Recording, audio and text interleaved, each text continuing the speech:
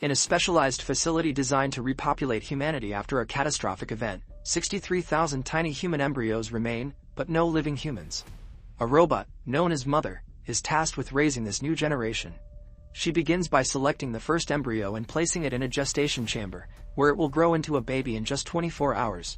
As bombs explode outside, Mother stays calm, focusing on her mission. Once the baby is fully developed, she will start nurturing it into the next human being. Hello, it's Nacho here, and welcome back again. Despite the destruction outside, Mother's dedication never wavers. She waits patiently, knowing that this child represents the future of humankind. It's the first step toward rebuilding a lost world, and Mother is determined to get it right. The film then shows how the baby grows. At first, the baby takes its first steps, laughs, cries, runs around and plays, all under Mother's watchful eye. Soon, the baby becomes a little girl, crafting paper animals with Mother, dancing ballet, and decorating the robot with stickers. One day, the girl asks why she is the only child there. In response, Mother takes her to a room filled with embryos, explaining that these are her future siblings. Years pass, and now, 13,867 days after the event, the facility houses just one person, the daughter, now a teenager. One day, Mother enters the room, and her hand begins to glitch. Concerned, the daughter offers to fix it and does so effortlessly. Later, she gets caught up in ballet practice and ends up late for her ethics lesson with Mother. As she hurries to class, the robot presents her with a challenging question to solve. Hypothetical situation. But the girl is distracted by her thoughts. When she eventually has a discussion with Mother on the subject, it becomes apparent that Mother's main focus in her education is the concept of humanity and survival. Mother is worried about the way she answers this particular question, because daughter has an important exam coming up soon that would reveal the efficacy of her upbringing. That night, daughter has some difficulty sleeping, so she watches some videos until there is a power outage in the facility. She goes looking for Mother, but soon realizes that she is out of power too. Then, daughter finds a broken power line and hears a mouse running around. She sets a trap and manages to fix the problem with the power. Daughter catches the mouse. As soon as the power comes on, so does Mother. She finds daughter, and the girl shows her the mouse. The little critter worries Mother because it might mean that there is a breach in the airlock of the facility. Despite daughter's protest, Mother incinerates the mouse, explaining how dangerous contamination of the facility might be. Not just to her, but the embryos as well. A few days later, they celebrate daughter's birthday, and Mother gives her a gift. During daughter's birthday dinner, she asks Mother if there is a possibility that she is wrong about the habitability of the planet. The robot simply reminds her that she hasn't been wrong about anything so far. That same night, daughter hears something coming from the direction of the airlock. She goes to check, and when she doesn't see anything through the first hatch, daughter puts on a protective suit. She hears something outside again, and despite her better judgment, takes off the mask and opens the first hatch. Daughter gets close to the other hatch when she hears a woman screaming for help, saying she's been shot. Daughter quickly gets another suit, places it in the airlock, and when she's safely out, she opens it. Suddenly, an alarm goes off, waking Mother as well. The woman enters the airlock and daughter tells her to put on the suit. Then the woman begs her not to tell Mother. Daughter agrees, and when the robot arrives, she says that she opened the hatch for just a second. Mother scolds her, and as a form of punishment, decides to give her the important exam at that instant.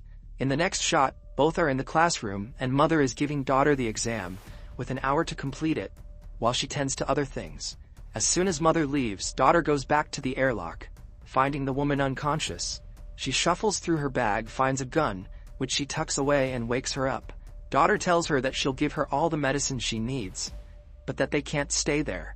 The woman sees the water and goes to take off her mask, telling daughter that she's been lied to about the contagion.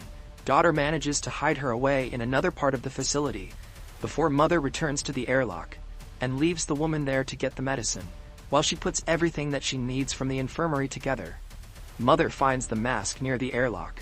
Daughter breaks one of the medicine bottles and cuts herself on it when she hears Mother passing by. The woman takes out the rest of the suit and sees Mother burning the mask in the incinerator, freaking out and searching for her gun. When daughter comes back, the woman sneaks up on her and asks for her gun, telling her about the droid she saw. Daughter says that it's Mother. The woman hears her coming, grabs the gun, and when daughter screams for the robot, she grabs her too. Mother sprints toward them, and as soon as she enters the room, the woman shoots her. Before she can do any serious damage, however, Mother gets to her and incapacitates her instantly. Daughter begs her not to kill the woman, and tells her that she needs their help because she's hurt. Mother doesn't have a problem helping the woman, but she does have a problem with daughter lying to her. They take her to the infirmary, but Mother makes daughter wait outside. The woman refuses the penicillin for her wound, as Mother keeps conversing. She says the contagion story was a necessary lie to guard daughter against certain things. Mother tells the woman that her primary objective is to take care of humanity. But if she refuses treatment for her wound, Mother can't do anything to make her take it. She leaves the infirmary with daughter running after her and asking about their conversation. Mother puts the gun away and explains her version of the story about the droids. She tells daughter why she needed to lie to her to protect her from the dangers outside of the facility. Later, she goes through her bag, and among a bunch of trinkets, she finds a book with portraits drawn in it. Daughter flips through the portrait book and finds one particularly interesting. She goes to the infirmary to talk to the woman and asks her about the people. The woman's suspicion of Mother can be felt in her conversation with daughter too. Thinking that it told her to go through her stuff and question her. She's not wrong. Mother did manipulate the girl into doing that. Actually, daughter was just curious about the woman to be susceptible to that manipulation. Daughter stands her ground defending Mother, when the woman tells her about all the horrible things that the droids have done. After the talk with the woman, daughter finds Mother repairing herself. She apologizes to her for letting the woman in without thinking of the consequences. As always, Mother is full of understanding, and allows her to ask all the questions about the similarities between her and the other droids. Lastly, daughter tells Mother that the woman is getting worse. They both go to see her, and Mother tells the woman that she waited too long to take the penicillin. So now she would need surgery, or otherwise, her infection will get worse. The woman refuses to let Mother touch her, and daughter volunteers to perform the surgery instead. Next, daughter can be seen checking the wound and telling Mother where the bullet is lodged in the woman's body. Subsequently, calmly performing the procedure and taking out the bullet. Later, daughter waits for the woman to wake up because she passed out from the pain. When she does, daughter explains that her 4 is a saline solution and calms her a little. She gives the woman some food, which she practically devours, and then thanks the girl for what she did for her. The next day, daughter is still in the infirmary next to the woman. The woman is looking through the portraits, and daughter sees it as an opportunity to tell her that they can house the survivors in the facility if she shares with them where they are. She trusts the girl, but not the droid, and tells her that whatever she shares about the people, daughter must keep a secret. When the girl agrees, the woman tells her about the camp in the mines where she spent most of her life. Then she tells her that she got to the facility escaping from the droids that killed her stepbrother.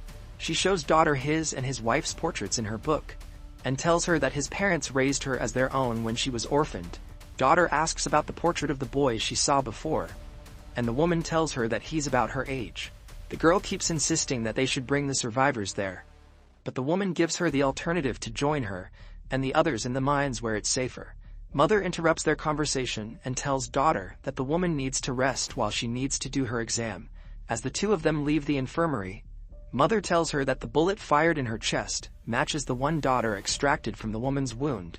Droids don't use the same type of gun, so Mother implies that another human might have shot the woman, possibly with good reason. Daughter is worried by that information, but still doesn't share the woman's secret. The important exam that daughter takes is constructed around psychological and ethical questions, checking her judgment and empathy levels alike. Once complete, Mother tells daughter that her results are better than ever. As a reward, she lets her pick an embryo from the lot and finally have a sibling as she has always wanted. Daughter chooses a male embryo and puts it in the gestation chamber, which sets the timer for 24 hours until the baby is fully formed. Mother and daughter have a nice moment together. The woman makes a weapon when daughter comes to the infirmary to confront her. The woman instantly makes her doubt Mother's story about the bullet, convincing her to check for herself. So later that night, daughter takes Mother's broken hand and uses it to open the cabinets where the bullets are kept. Making the side-by-side comparison, daughter notices that the bullets are of completely different sizes and that Mother lied to her. While still in the storage room, she finds a drawer with no label on it. Inside, she finds documents labeled for embryo number 2. Daughter checks the embryo containers and realizes that she wasn't the first, but the third child that came out of that lot. The documents state that the subject was a failure, but the child in the photo looks like daughter when she was younger. Daughter also checks the incinerator for human remains, and finds a human jawbone between the ash. The document has the subject as aborted. All of this information breaks daughter's world apart, and she goes to talk to the woman again, admitting that she was right about everything. The woman tells daughter that everything she feels is natural and human, unlike mother, who feels nothing for her because she can't. That prompts daughter to ask how long it would take them to get to the mines, for she has made up her mind that she will go with her there. However, the girl wants to wait for her brother to gestate fully, so she can take him as well. She's not afraid only about leaving him with mother, but the others as well. The woman tells her that they can leave and get help from the people of the mines, though daughter is adamant about taking her brother with her. They will wait for him, then come back for the others later. The next day, daughter packs the supplies for their journey when mother catches her doing it. She lies to her that she's taking the stuff to spend some time with her brother. Then, she exits the kitchen and locks daughter in because she knows what she's planning. Mother goes to the infirmary to confront the woman while daughter tries to get herself out of the kitchen. The girl quickly figures out to use a type of gas to freeze the glass and then break it. In the meantime, mother plays a recording of the woman's conversation with daughter, letting her know that she's aware of their plan.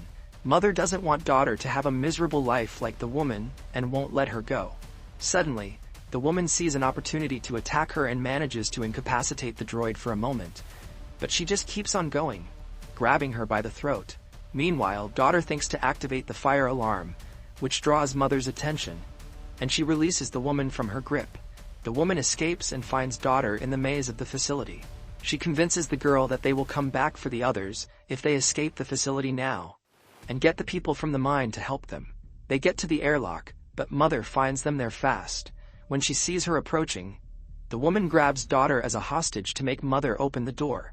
With no intention of getting daughter hurt, mother complies with her demand, and the two of them escape the facility finally. Suddenly, daughter is confronted with the realities of life outside and attacks the woman. She subdues her and tells daughter that they need to find cover. As they walk toward their destination, they immediately get tracked down by the droids, though they hide in the cornfield to stop them from following. Daughter asks the woman about the cornfield, and she tells her that it showed up with the other droids 6 months prior. Before that, humans could hardly breathe the air. After a long journey through the desolate landscape, they arrive on a beach with a massive shipwreck and tons of cargo containers. It's daughter's first time seeing the ocean. She doesn't take long to understand that the woman actually lives in one of the containers with a dog. The woman confesses that she fled the mines years before, because the people that lived there began treating each other terribly when the hunger struck. She tells daughter that there is no hope in finding them because they've all gone mad. Daughter gets struck by the doom of the woman's life outside, and feels terrible for leaving her brother behind, even with the woman doing her best to convince her to stay. Daughter eventually leaves her behind and goes back to the facility by herself. When she arrives before the facility, the droids guarding it aim their weapons directly at her heart. However, when daughter demands to speak to mother, they let her pass without a problem. The door opens for her to enter, and she immediately disables it to stop the droids from coming inside. Daughter grabs an axe and starts looking for mother, when she hears her brother crying and mother telling her that she's glad for having her safe at home. When the girl peeks at mother and the child, she decides that she wants to see him up close. Mother tells her to come closer, but to leave the axe behind. As mother explains her purpose and the purpose of the facility, daughter keeps dropping her guard. The droid tells her that her objective was to make a better human, superior to the ones that destroyed the planet as well as themselves, even though she was the one to ultimately create the extinction event. Mother did it all to elevate her human creators to a higher level. Daughter asks to hold her brother and approaches mother, then finally drops the axe, as if she's made her decision about what needs to be done for the future. Mother calls him perfect, and daughter confronts her about the way she handled the other children before her. The droid tells her that she's holding the baby too tight and walks toward her when daughter flees the room, trapping mother with the door. She goes into the other room and gets the gun. As the other droids begin breaking down the airlock, mother tries to free herself from the door as well, when daughter shows up in front of her with the gun, telling her to call the others off. The droid explains that there is no difference between her and the other droids and machines on the planet. They are all mother, a single consciousness with numerous bodies. Daughter lowers her gun, realizing that Mother did kill all the other people. Mother gives her the option to either stay with her and raise her brother, or leave the facility without him. Daughter gives her the third alternative, which is for her to take care of him herself, to do what she was raised to do. Daughter asks Mother for a chance to show her what she is capable of, and the droids stop breaking down the airlock. Mother tells Daughter how to disable her. She shoots her CPU after saying that she won't need her anymore. Daughter breaks down and cries, carrying the whole of humanity on her back. Simultaneously, the woman finds the tracker in her bag, and Mother shows up at her home in the body of one of her droids. She tells the woman that she has fulfilled her purpose, implying that she was one of the babies born before Daughter. In the last moment of the film, Daughter is seen singing to her brother, and then checking on the rest of her siblings in the embryo room. So that's it. Hope you enjoy the story. Follow for more videos.